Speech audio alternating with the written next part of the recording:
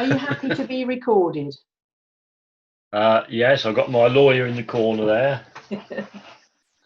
Right, I'm Ella Watts, and I'm sitting here talking to Michael Watts today. So welcome to you. Hello. Hello. And we're going to have a bit of a chat, I understand, about the Territorial Army. Uh-huh. Now, I understand you spent a lot of time in the Territorial Army. 14 years. 14. In fact, Yeah. you got a long service award of some description, didn't you? I did, yes. Yeah. 2 years after I left, but I did get it eventually. So what made the Territorial Army such an important part of your life? Because you did love it, didn't you? No, I hated it. Every year was going to be my last, right from the recruits, but I never did get around to doing it. It was a love-hate relationship. It's one of them things I'm sure you've experienced yourself, where it really takes everything out of it and you think, why did I do that? But as soon as you've done it, you think, oh, I got through that. That was good. Then you do it again. So are you saying it gives you a really good sense of achievement? Oh, yeah, certainly. Yeah. Yeah, I really would. So what did you learn that you didn't know already? Because you were already quite a mature adult. Well, I knew how to shoot people. Yeah, that was the first one.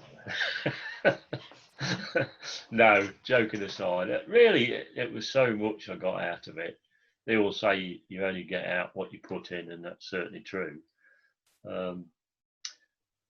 I got some very useful skills. I mean, I did you wouldn't believe it really, because we were a transport squadron, but I managed to get a sailing certificate, comp crew, day skipper, 8 LGV, of course, which wasn't so surprising because it was a transport regiment, motorcycle license, yeah, and various other things that it opened up to me. Like, well, for instance, walking. Didn't realise how good hill walking, stuff like that was. Yeah, it's all part of the training, so they say. But yeah, that's pretty good. Can't think of anything else really. Well, I do remember. I'm allowed to reference you. Yes, you can reference me. Funny bit. I was actually obviously into sailing, which is why I sort of got the comp crew and all that sort of stuff. I'd been sailing. Well, I was sailing at Ancaster, and my sergeant major, bless him, Reese, you can remember him. He rang you up and he wanted me to come in early to do some extras, because they always used to call on local lads to do extra stuff for the weekend. And you said to him, "Oh, he's not here. I'm afraid he's gone sailing." And what did he say? "What? I can't." He said, "He's in the effing army, not the navy." Which was yeah. And you said, "Who's that horrible man?" You remember that? Yes, I think you could probably tell that anecdote, but miss out the effing. Yeah, well, I did say effing. Yeah, I know you did. Worse. But the word just doesn't need to be in there, does it, at all? So, then. So if we continue this interview, just do not reference any swear words whatsoever, not even by an initial. All right, just have a word with it. Yeah, yeah. I can't say that. Oh, yeah, he's just confirmed what you've said. So what sort of did you have some amusing anecdotes? I mean, I do know, for example, you were called upon to drive people from time to time, and I'm assuming that's because you would be a little bit older than a lot of the recruits, and so therefore perceived to be more trustworthy. Perceived, yeah. Yeah, that was Malcolm Rifkin, the honorary colonel.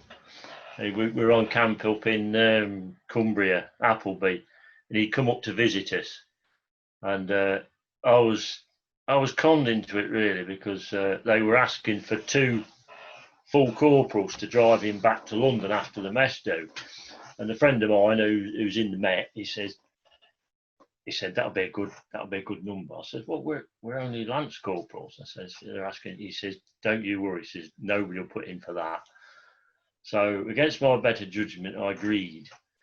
And we didn't get off to a good start because they called us up and he said, right, call Watson, can I say his name? Well, if you wouldn't mind. Yeah, report to the mess at 1 o'clock in the morning. This is on a Saturday night, Sunday morning. Well, that's great. That's good. That's a good night for us. Obviously sober, so we sort of hung about a bit, and because they go in the mess and have a good old mess do. Yeah, so we rolled up at 1 o'clock. This was his car, Rover, I think, something like that. So I agreed. He bundled him in the back. He didn't say a lot, and because I didn't know London very well, and Chris did, I said, well, I'll volunteer to do the first half or 3/4, and drove all the way down the A1. Nothing happened much until we got to the outskirts of London in the early hours. So we'd swapped over, and Chris he knew a different route, so he was sort of going round the back streets basically to get there quicker, and he drove straight through a camera which flashed. Anyway, looked in the back and shall I say, Mr. Rifkin appeared to be nodding. So we drove and we got to his flat, which was in Mayfair, and he said, thank you very much, Corporal. Would you like to come up for a bit of breakfast? So he said, yeah, fair enough. And we'd driven all night, basically. So we went up to his flat. He said, I'm very sorry, I've only got honey and toast. Remember that? And my friend Chris, he was sort of he was in a bit of mental anguish. He didn't know really whether to sort of hold. Anyway, eventually, before we left, guilt got the better of him, and he gave Malcolm this piece of paper with his name. He says, very sorry, he says, but I don't know whether you knew, he says, that I drove through a speed camera on the way, and that's it. In case you hear anything, he says, that's my name and address. And Rifkin just said, yes, I did notice. So like, whew, picked the right decision. Always then. Best to be honest. Yeah, he never did hear anything, never got anything from it. But, no. You never know, do you? But he wasn't as, he was a bit more there than we thought he was. Yeah, nice bloke though. Because of that though, about 2 years later, they did a full I think it was every TA unit in the country did an exhibition, and I'd gone down there to just be with my unit, and I got pulled out and said, Corporal Watts, you know where Malcolm Rifkin lives, don't you? 2 years ago, middle of London. So, yes, sir, you can be his driver for the fortnight. So I ended up driving him round for another fortnight. Yeah. So did you go anywhere, really interesting? Did you go abroad and places like that?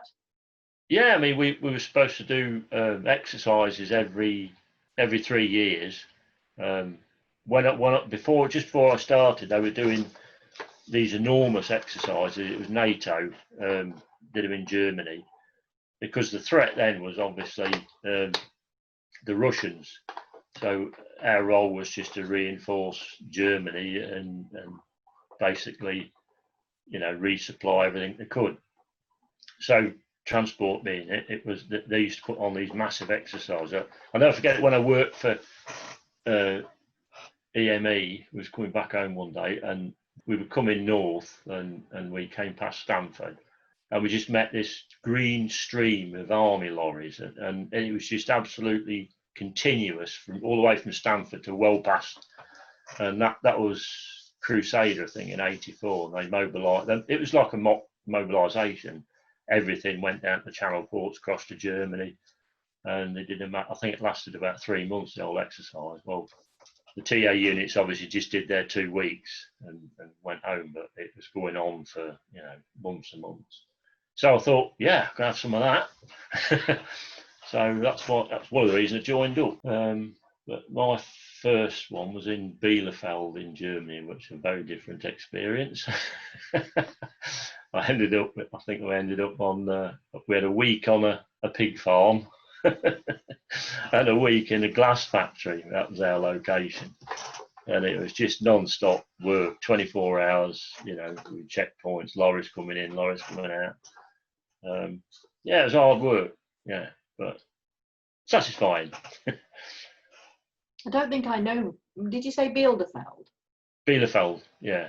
Yeah. Is that near anywhere that I will have heard of?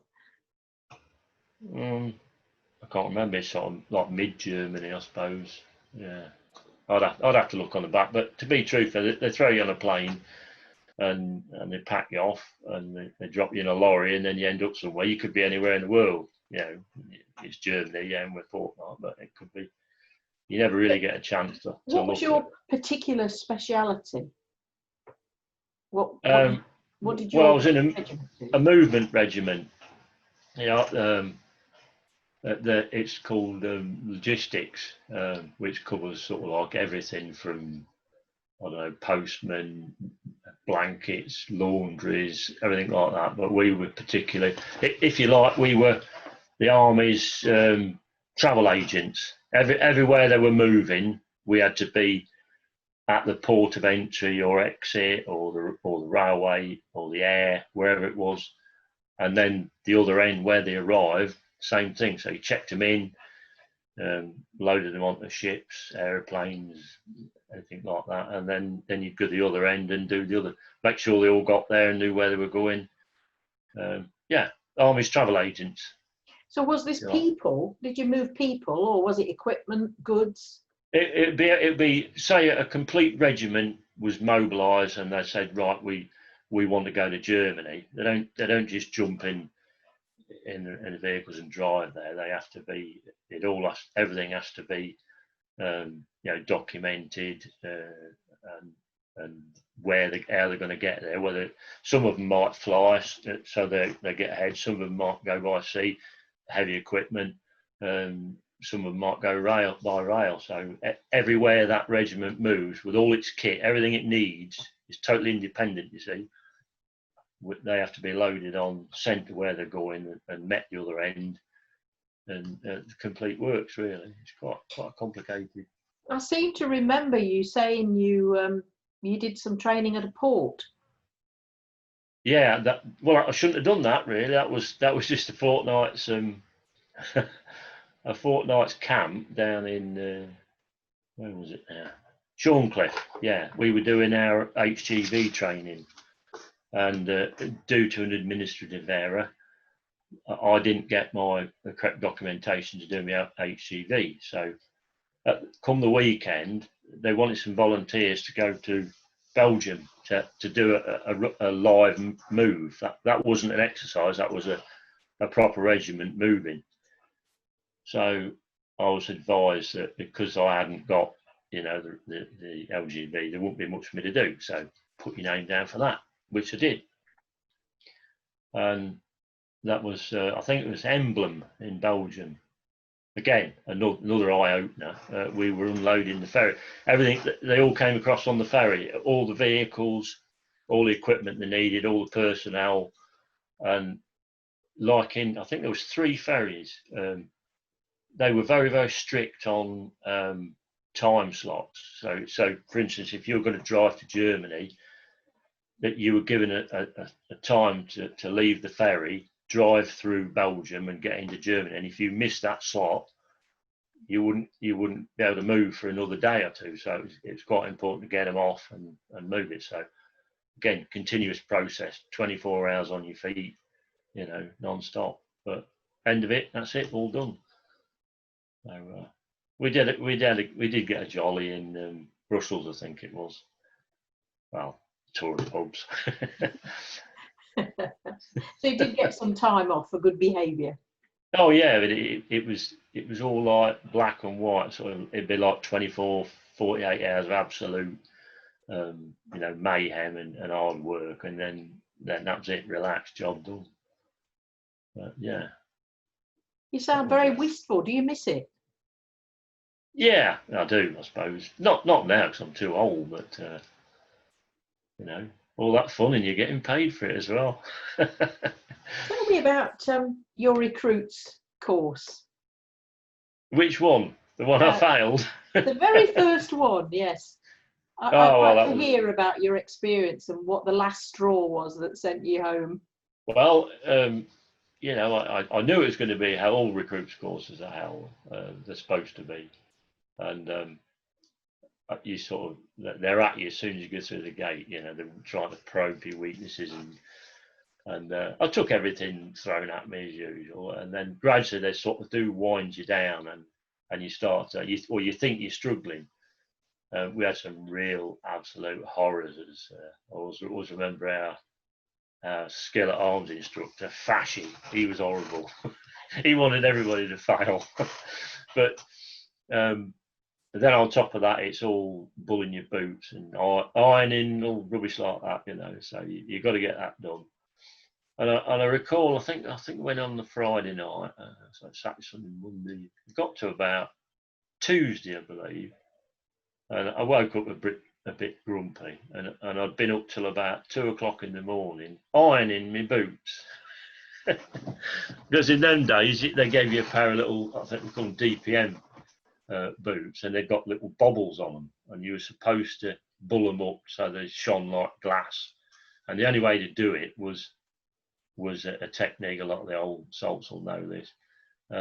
You actually layered a load of boot polish, and then you got your iron out and you pressed it, and you kept doing that. And I sat there and I'd done some mental calculations, bearing in mind this was all supposed to be holiday money, I suppose, and stuff like that. And I thought, I'm actually working on about 2 pence an hour at the minute. And something snapped inside me. I thought, no, I can do better than this. So I woke up in the morning and I said, that's it. And I binned it basically. But it's funny how everything changed from that moment. You know, they all the instructors said, well, how come you're not behind in anything? What's the problem? I said, I just don't think I'm making. Anyway, you see, I kept to my decision and I went out. Worst decision in my life that was, really, because I didn't realise how much stick I was going to get when I got back to work. You couldn't hack it. You couldn't hack it. But the simple fact is, I was doing it, but I was just working out the financial aspect of it, and came up short, really. Yeah. And as a result? Oh, I had to go back in. You know, I couldn't. After about 2 years of all the badging, I thought, I'm not having this. I'm going to show them I can do it, and I did. I went back in with a totally different attitude. Couldn't care less. One of the oldest guys there, and I just breezed through it. And it was a good decision, really. Well, that's excellent. I remember. Yeah. It sounds as though you had quite a lot of fun doing this. Oh yeah. Well, you don't do anything without any fun, do you? Really? No. It's got to be a balance. There's a hard element to it, a useful element, but you know, you're all sticking together to get a job done, aren't you? You know. Well, thank you very much for talking to me, Mr. Watts. Is that it? Have you finished? Well, yes, I think so. I think that's enough just for a test. Oh, I've got hours to tell you. Oh, have you? Well, by all means, carry on then. No, I'm joking. I know you are a man of many hobbies, so maybe we could do this another time and talk about one of your other many interests. Yes. Yeah. Okay, well, it's been an absolute pleasure. Nice to speak to you, my dear.